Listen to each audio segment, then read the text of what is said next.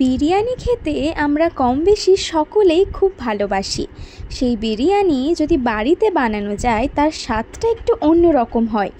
আজকে আমি আপনাদের সঙ্গে শেয়ার করছি আমার বোনের বানানো গন্ধরাজ বিরিয়ানির রেসিপিটি। সোশ্যাল মিডিয়ায় কোনো একটা রিল দেখে বোনের মাথায় এই আইডিয়াটা আসে যে গন্ধরাজ বিরিয়ানি বানানো যায়। তারপর আমাকে বলে যে আমিও বাড়িতে এটা ট্রাই করব, তুই ভিডিওটা বানিয়ে দিস। আমিও সেই মতো ভিডিও বানিয়ে দিয়েছি ওকে। প্রথমে চিকেনগুলো ম্যারিনেট করে নেওয়ার জন্য চিকেনে গন্ধরাজ লেবুর রস, তারপরে গন্ধরাজ লেবুর খোসাটাকে গ্রেট করে দিয়ে তার উপরে দই, স্বাদ মতো নুন, গোলমরিচ গুঁড়ো, কাশ্মীরি শুকনো লঙ্কার গুঁড়ো, বিরিয়ানি মশলা দিয়ে সব কিছু খুব ভালোভাবে মাখিয়ে সেটাকে 10 থেকে 15 মিনিট রেখে দিতে হবে ম্যারিনেট হয়ে আসার জন্য। এরপরে ডুমো ডুমো করে কেটে নেওয়া আলুটাকে ভেজে তুলে রাখতে হবে। তারপরে চিকেনটা বানিয়ে নেওয়ার জন্য কড়াইতে তেল গরম করে তার উপরে গরম মশলার গুঁড়ো, সামান্য চিনি দিয়ে কাঁচা লঙ্কা, পেঁয়াজ কুচিগুলো ভালোভাবে ভেজে নিতে হবে। পেঁয়াজগুলো ভাজা ভাজা হয়ে গেলে তার উপরে পেঁয়াজ, রসুন, কাঁচা লঙ্কা বাটা, জিরে গুঁড়ো, ধনে গুঁড়ো, হলুদ গুঁড়ো দিয়ে সেটাকে আবারও খুব ভালোভাবে কষিয়ে নিতে হবে।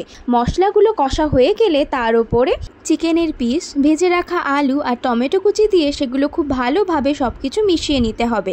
একটু পরে যখন মশলার গন্ধ পুরোপুরি চলে যাবে তখন পরিমাণ মতন জল দিয়ে সেগুলোকে সেদ্ধ করে নিতে হবে। চিকেন আলু ভালোভাবে সেদ্ধ হয়ে গেলে তার উপরে গরম মশলার গুঁড়ো আর কাসুরি মেথি দিয়ে চিকেন কষাটাকে নামিয়ে নিতে হবে। এবারে বিরিয়ানি বানানোর জন্য একটা হাঁড়িতে প্রথমে চিকেন কষা বানিয়ে নেওয়ার গ্রেভিটাকে প্রথমে একটা লেয়ার দিয়ে তার উপরে 90% সেদ্ধ হয়ে যাওয়া ভাতটাকে একটা লেয়ার দিতে হবে। তারপরে ইচ্ছে মতন চিকেন এবং আলু দিয়ে তার উপরে কয়েকটা বেরেস্তা ছড়িয়ে দিয়ে আবারও একটা ভাতের লেয়ার পড়বে। ভাতের লেয়ারের পরে আবারও কয়েক পিস চিকেন, আলু দিয়ে তার উপরে আর একটা ভাতের লেয়ার দিয়ে দিতে হবে বেরেস্তা যতটা বেঁচে আছে। এর উপরে 4টে কাঁচা লঙ্কা দিয়ে আপনারা যতটা ঘি পছন্দ করেন পরিমাণ মতন ঘি ছড়িয়ে গন্ধরাজ লেবুর খোসা গ্রেট করে রেখেছিলাম আগে থেকে, সেটাকেও তার উপরে দিয়ে দিয়েছিলাম। এরপরে হাঁড়িটাকে ঢাকা দিয়ে সেটাকে ময়দা দিয়ে লক করে দিতে হবে। তারপর গ্যাসের লো ফ্লেমে মোটামুটি আধ ঘন্টা মতন রাখতে হবে। দমেই রান্না হবে বাকি বিরিয়ানিটা। গন্ধরাজ বিরিয়ানি বানানোতে যেহেতু কেওড়া জল বা গোলাপ জল পড়ছে না, তাই গন্ধরাজ লেবুর খোসাটাকে অবশ্যই গ্রেট করে দিতে হবে। তবে গন্ধরাজ বিরিয়ানির ওই গন্ধরাজ লেবুর গন্ধটা পাওয়া যাবে, সেটা কিন্তু অসাধারণ ছিল।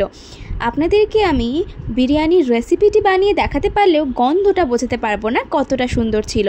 তার জন্য এই রেসিপিটি আপনাদেরকে বাড়িতে একবার অবশ্যই ট্রাই করে দেখতে হবে কেমন হচ্ছে।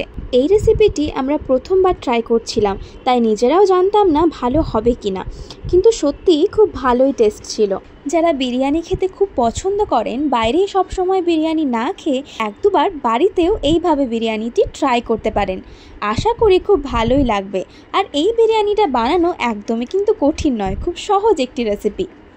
ভিডিওটি কেমন লাগলো কমেন্টে অবশ্যই কিন্তু জানাবেন।